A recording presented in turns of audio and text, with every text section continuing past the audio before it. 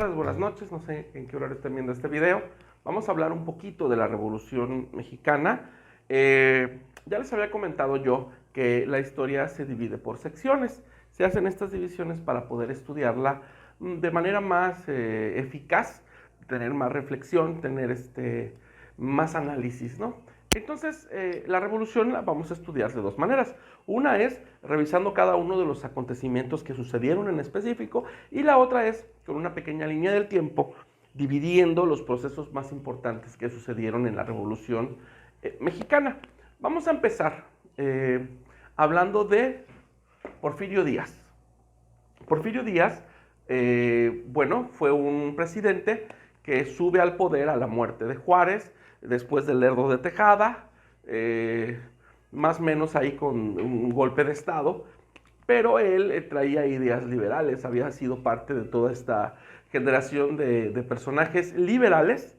Y bueno, ¿qué es esto del liberalismo? No crean que es algo que venía de México, es algo que viene de todo el mundo, sobre todo de Europa, y viene de un cambio en la política, en la economía, en la forma de vida de cómo se entendían ahora los países. Después de la primera y segunda revolución industrial, los países comienzan a entender la vida ya desde la fábrica, no desde el campo, y ya no desde la monarquía, sino con representatividad del pueblo. ¿Y cómo se representaba el pueblo? Bueno, por medio de las cámaras de legisladores, por medio del voto, que ya se empezaba a hablar de esto, de la democracia, que es algo que costó muchísimos años en formar. Porfirio Díaz traía estas ideas que, bueno, también traía Juárez.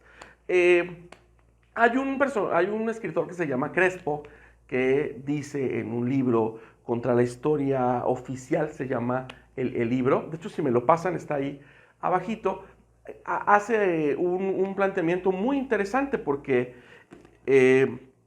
José Antonio Crespo dice que si Porfirio Díaz hubiera dejado el poder de manera pacífica, tal vez hubiera sido uno de los personajes que estaríamos conmemorando en honores a la bandera y estaríamos recordando y estaríamos hablando de él como un héroe, como lo fue con Juárez. Sin embargo, bueno, el final tuvo que ser violento y desembocó en miles de muertes, millones de muertes en la revolución. Entonces, contándoles un poquito de él, no crean que México era un país industrializado, ni mucho menos, aunque ya venían las ideas de Valentín Gómez Farías, las ideas de Juárez, de todos estos personajes que hablaban de liberalismo y que trataron de sacar a México adelante y todo, sobre todo que lo defendieron de personas que todavía querían una monarquía en México, y se empezó a hablar ya de la democracia. Porfirio Díaz empezó a trabajar con esto, entonces trató de modernizar al menos las ciudades, trató de meter algunas industrias, aunque fueran extranjeras, trató de modernizar, trató de extender las vías de los ferrocarriles, aunque el proyecto del ferrocarril ya venía desde proyectos de presidentes anteriores, pues trabajó mucho con esto. Recuerden que el México que a él le tocó presenciar era un México rural, era un México semifeudal, era un México del hacendado, del indígena explotado, y era muy complicado lidiar con esto, ¿no? Entonces, Porfirio Díaz lo llevó lo mejor que pudo y fue de los primeros en que las cuentas públicas las empezó a sacar con activos positivos y no con deudas, ¿no? Entonces, esto era muy importante. Había dos estadistas muy interesantes ahí, que era Bernardo Reyes y era Limantur, ¿no? Que eran tal vez los que debieron suceder la presidencia como los naturales, pero bueno, esto ya no sucedió. Entonces, en este rubro, Porfirio Díaz, pues fue un gobierno positivo en estos rubros, y en otro, bueno, fue un México represivo, y él mandaba a terminar con las revueltas, hubo matanzas, y también había una idea liberal extraña con estos países industrializados, con estos países como Inglaterra, Alemania, Italia, Francia, que decían que cómo era posible que en África, que en Latinoamérica no pudieran tener estas industrias o estos países tan comercializados, tan sofisticados. De hecho, había lugares donde todavía tribus, nosotros vivíamos en un estado semifeudal. Se empezó a cuestionar que la raza blanca era superior y que las otras razas eran inferiores, ¿no? Entonces, Porfirio Díaz traía esta idea. De hecho, si lo ven en las fotografías, pues en Ya cuando es presidente se ve que está blanqueado, ¿no? Cuando realmente pues él era pues de descendencia indígena, era de Oaxaca, y si lo ven en otros momentos de su vida, pues se ve que es una persona morena, ¿no? Eh, entonces, pues él traía esta idea, incluso cuando lo entrevista un periodista norteamericano, eh, pues cuando lo está entrevistando, que viene de Estados Unidos, él dice pues que el cerebro de Porfirio Díaz era como una persona diferente genéticamente y bueno, empiezan a hablar un poco de esto, que es una idea equivocada, pero que para la época sí era. Y seguramente sus papás han escuchado con los abuelos decir que hay que mejorar la raza. Pues era mucho lo que quería hacer Porfirio Díaz, ¿no? Traer gente de fuera para que se mezclara y pudieran mejorar la raza. Estas eran el tipo de ideas. Pues aquí pueden ver un poco los contrastes del gobierno de Díaz.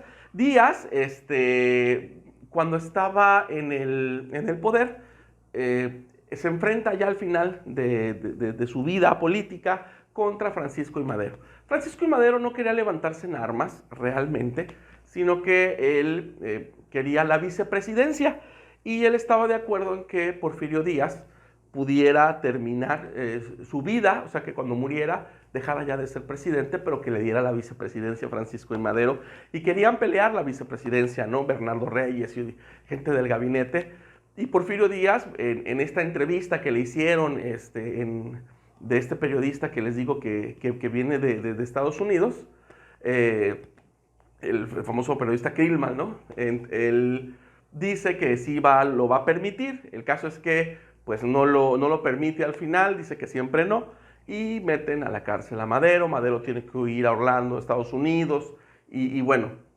ahí todos empiezan a ser prudentes y mejor se quedan al margen, y es cuando empiezan las inconformidades y Madero se rebela y es apoyado por Francisco Villa, por Emiliano Zapata, que tenían ya ejércitos, y por Pascual Orozco, y bueno, entran a la ciudad y toman la ciudad de las ciudades más importantes y toman la República Mexicana. Entonces, Madero llega a la presidencia. En este interlapso entre Porfirio Díaz y Francisco I. Madero, está León de la Barra, que es un presidente que dura 2 años. Vamos a decir que es un presidente de transición. Entonces, bueno, de Porfirio Díaz vamos a hablar de Francisco I. Madero. Aquí tienen a Francisco I. Madero. Francisco I. Madero llega entonces a la presidencia. Porfirio Díaz ya estaba exiliado en Francia. Victoriano Huerta lo lleva en un buque, lo escolta a Veracruz.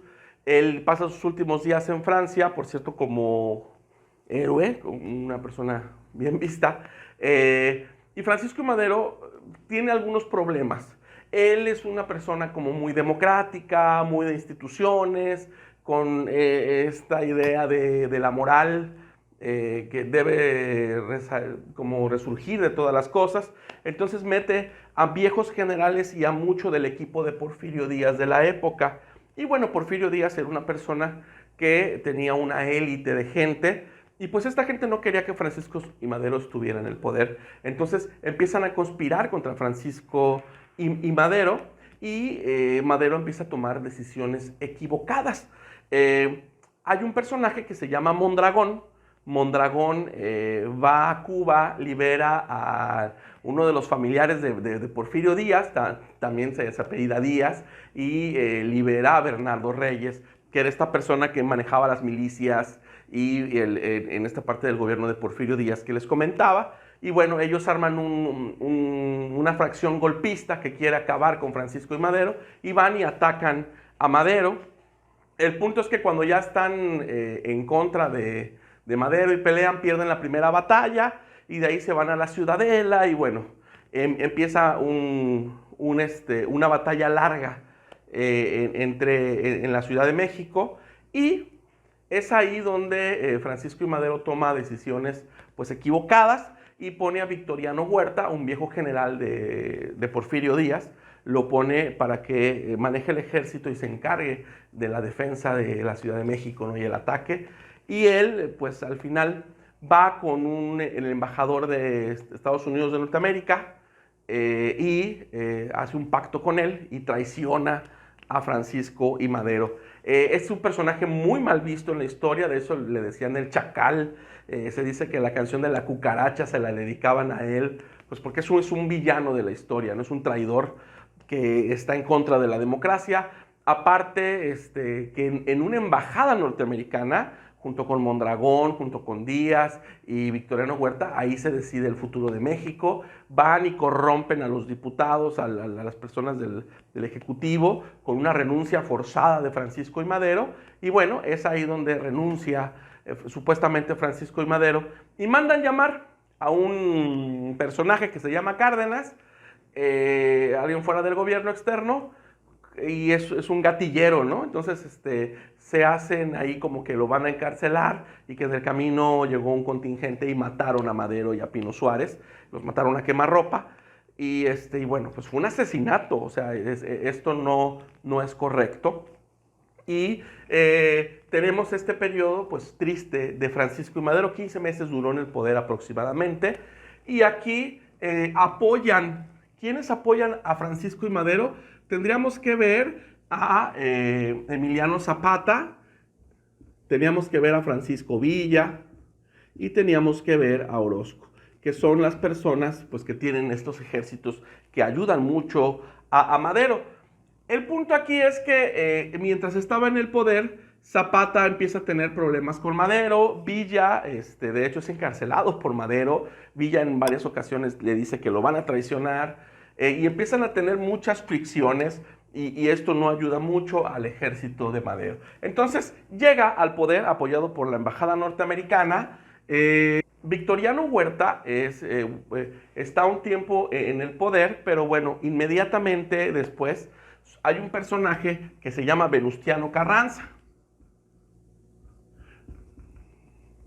Venustiano Carranza está en contra totalmente de Victoriano Huerta, pues porque él no es una persona que apoya la democracia. Mató a Francisco I. Madero por la mala, tomó el poder. Aparte, bueno, para poder tomar el poder, Victoriano Huerta pone a Lascurain, el presidente que menos ha estado en el poder, 45 minutos estuvo para taparle el ojo, ¿no? Ahí al garabato. Y después que pone a Lascurain, ya él se pone de presidente de la República. Entonces, no era posible, no era un presidente auténtico Victoriano Huerta. Entonces, es cuando Venustiano Carranza, forma el ejército constitucionalista y, bueno, se levanta en armas y es apoyado por Villa, por Francisco Villa y por Álvaro Obregón, por Zapata. Lo empiezan a apoyar y pasa lo mismo, ¿no? Tiene problemas con Zapata y con Villa comienza a tener también problemas, y Álvaro Obregón pues es la persona que está en el poder y que logra ir ganando la mayoría de las victorias. Entonces, si se fijan, ¿cómo va este proceso de la revolución? Se está organizando el país en esta construcción liberal, en esta construcción de la democracia. Comienza con la caída de Porfirio Díaz, entra Madero al poder con todas las buenas intenciones que tenía, y después entra Victoriano Huerta, que es como el traidor de este proceso, y Venustiano Carranza. ¿Por qué es tan importante Venustiano Carranza? Porque él, para empezar, no era militar, él era una persona que pues no libra las batallas, las libran otros. Él lo que quería y lo que logró hacer fue la Constitución de 1917. O sea, los marcos jurídicos, la organización institucional del México que conocemos actualmente es gracias a Venustiano Carranza, que crea la Constitución de 1917 y es la que nos rige actualmente, la que nos rige ahora. Entonces, por esto Venustiano Carranza es muy importante. Ya para estas reuniones de la Constituyente, ya no invita ni a Zapata ni a Villa, y bueno, los va desplazando del tablero de juego, De hecho, pues a Zapata ya lo matan, a Villa lo retiran y queda Álvaro Obregón en el gobierno apoyando a Carranza. Entonces, bueno, aquí tenemos una primera etapa y aquí diríamos que ya empieza este México y que ya termina la revolución, pero tenemos un problema que sucede después de Venustiano Carranza que les quiero contar. Este problema, déjenme, vamos a continuar. De todas maneras, van a tener aquí en el video esta línea del tiempo. Después de Venustiano Carranza, llega Álvaro Obregón. Álvaro Obregón, Venustiano Carranza busca manipular las elecciones, o es lo que dicen los estudios de Obregón,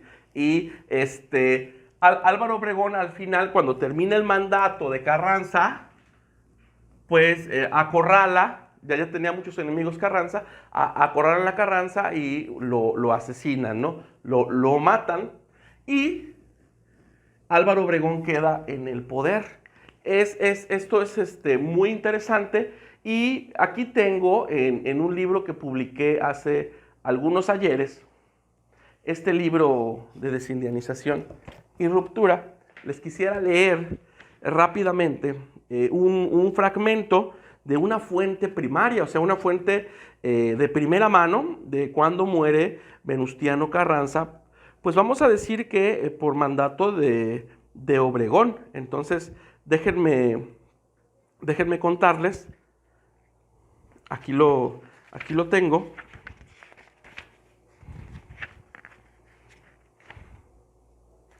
Este es un telegrama, es una fuente primaria.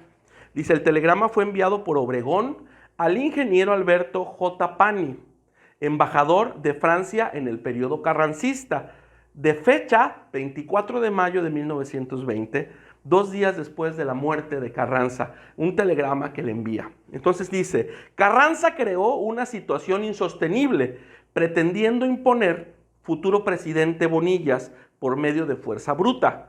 Tras larga serie de atentados, ordenó invasión sonora con grueso ejército, mandó diegues para deponer autoridades constitucionales y someter voluntad popular que unánimemente repudia candidatura e imposición. Esto en acervo ánimo nacional y todo pueblo y ejército en 20 días derrocó régimen carrancista sin derramamiento de sangre. Carranza huyó a Montañas, Puebla. Lograda unificación revolucionaria, República encuéntrense en situación normal y hay absoluta confianza, tanto exterior como interior, vías de comunicación expeditas, trenes corren por toda la República sin escoltas y con regularidad. Congreso reunido actualmente, objeto, nombrar presidente interino que convoque a elecciones. Entonces aquí pueden ver una fuente primaria de esta época y bueno, de la voz de Álvaro Obregón en un telegrama. ¿Por qué se escribe así? Porque recuerdan que era el telegrama, pues se tenía que ser breve y recortado, ¿no? Bueno, tenemos a Álvaro Obregón. ¿Qué sucedió con Álvaro Obregón? Bueno, Álvaro Obregón es un personaje muy importante porque aquí surge otro señor que se llama José Vasconcelos. Fue el primer secretario de Educación Pública. Ustedes reconocen estas siglas, la SEP, la Secretaría de Educación Pública, el programa chicos de secundaria que están estudiando de primaria, pues proviene de aquí. Es la Secretaría de Educación Pública, la primera vez que se forma y es dirigida por José Vasconcelos. Y bueno, hay todo un espíritu de llevar la educación a las comunidades rurales y a los lugares más apartados de México. Y por eso pues hay un impulso muy grande. Y aparte en este periodo, gracias a Obregón y Vasconcelos, surge un movimiento muy interesante que tiene que ver con el muralismo mexicano.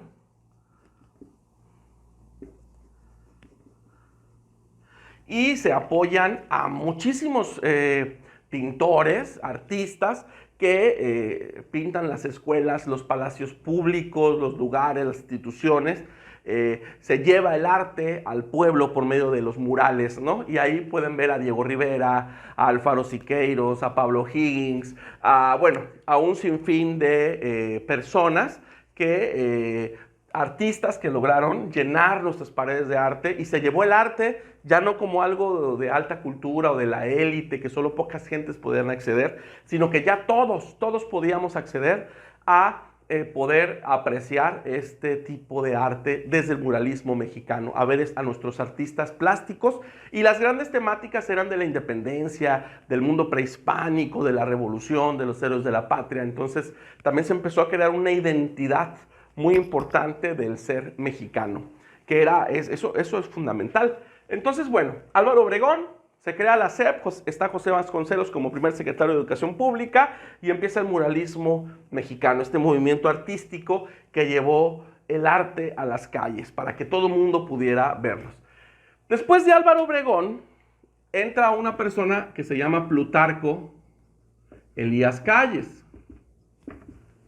Plutarco Elías Calles es el sucesor, y él pues empieza a gobernar.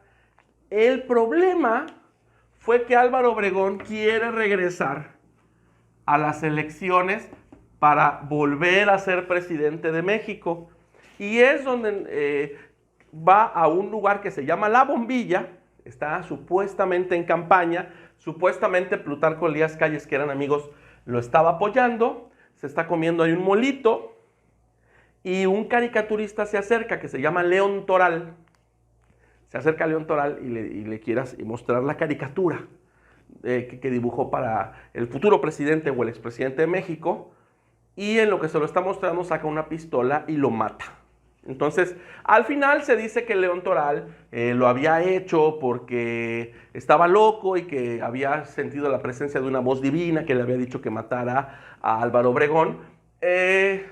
Lo cierto es que hay muchas inconsistencias, y pues en la autopsia aparece con muchas balas en el cuerpo, como con más de 10 balas. Entonces no cuadran los hechos, y lo más probable es que haya sido asesinado por órdenes de Plutarco Elías Calles.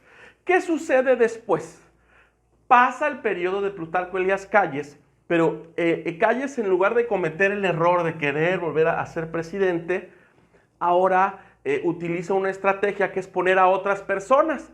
Y entonces se decía, ahí vive el presidente y el que manda está enfrente, ¿no? Era el periodo que se conoce como el Maximato, donde Plutarco Elías Calles era el gran jefe, pero los presidentes eran otras personas, algo así como títeres, ¿no?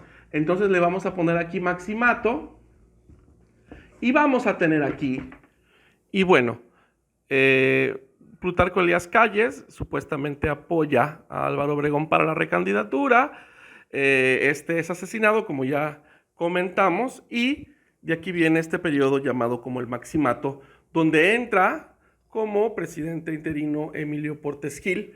Después va a elecciones Pascual Ortiz Rubio, que abandona el poder al darse cuenta que todo este poder de la presidencia realmente lo tenía Plutarco Elías Calles, no él. Y posteriormente viene Abelardo Rodríguez, que es un personaje muy interesante porque tiene casinos y es un poco de gángster. Es muy interesante ver la historia de él. Lo más importante de este periodo del Maximato es que a la muerte de Álvaro Obregón, impulsado por Plutarco Elías Calles, se funda el PNR, el Partido Nacional Revolucionario, que es pues el PRI que conocemos actualmente, y es donde, aunque en este momento Plutarco Elías Calles realmente era el que tenía el poder y movía y hacía y deshacía sobre los candidatos, después de Abelardo Rodríguez, a la entrada de Lázaro Cárdenas, un presidente sumamente importante que veremos más adelante, pues es cuando los partidos políticos, el partido PNR, logra hacer una nueva dinámica para poder tomar el poder, donde ya no son golpes de Estado, donde ya no son traiciones, donde ya no es una imposición de poder, sino es sentarse a la fila del Partido Nacional Revolucionario para jugar elecciones y poder tener el poder de manera pacífica y de manera más democrática.